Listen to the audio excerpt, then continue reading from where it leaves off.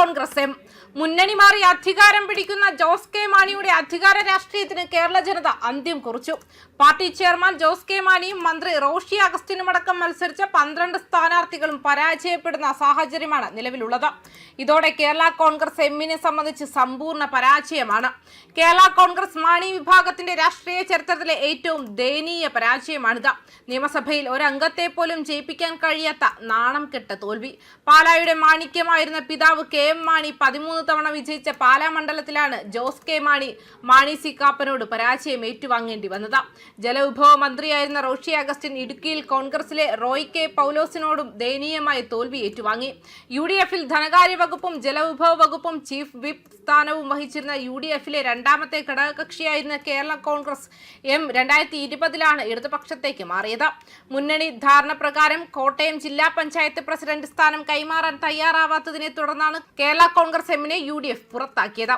4 പതിറ്റാണ്ട് UDF-ന്റെ അഭിവാജ്യ ഘടകമായിരുന്ന കേരള കോൺഗ്രസ് എം പിന്നീട് ഇടതുപക്ഷത്തിനൊപ്പം ചേർന്നു. 2015-ൽ ബാർ കോഴ കേസിൽ ആരോപണ വിധേയനായതിനെ തുടർന്ന് കെ എം മാണി ധനകാര്യമന്ത്രി സ്ഥാനം രാജിവെക്കേണ്ടി വന്നിരുന്നു. ബാർ കോഴ കേസിൽ കെ എം മാണിയെ കോഴമാണി എന്ന് വിളിച്ച് ആക്ഷേപിച്ച ഇടതുപക്ഷം പറഞ്ഞതെല്ലാം വിഴുങ്ങി മാണിയുടെ പാർട്ടിയെ ഇടതുമുന്നണി ഘടകകക്ഷിയാക്കി 2021-ലെ പിണറായി വിജയൻ സർക്കാരിൽ ജലവിഭവ വകുപ്പ് കേരള കോൺഗ്രസ് എമ്മിലെ റോഷി അഗസ്റ്റിന് നൽകി. കെ എം മാണിയുടെ പുത്രനും പാർട്ടി ചെയർമാനുമായ ജോസ് കെ മാണിക്ക് രാജ്യസഭാ അംഗത്വവും നൽകി.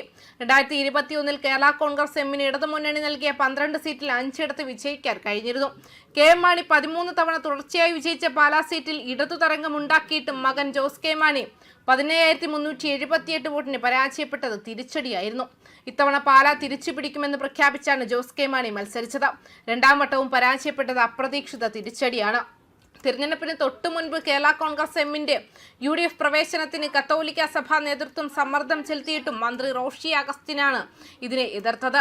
റോഷിയെ മുന്നിൽ നിർത്തി പാർട്ടി പിളർത്തുമെന്ന ഭീഷണി CPM മുഴക്കിയതോടെയാണ് ജോസ് കെ മാണി മുന്നണി മാറ്റം ഉപേക്ഷിച്ചത്. ഈ പിന്മാറ്റം കേരള കോൺഗ്രസ് എമ്മിന്റെ രാഷ്ട്രീയ അസ്തിത്വം തന്നെ ഇല്ലാതാക്കിയിരിക്കുകയാണ്.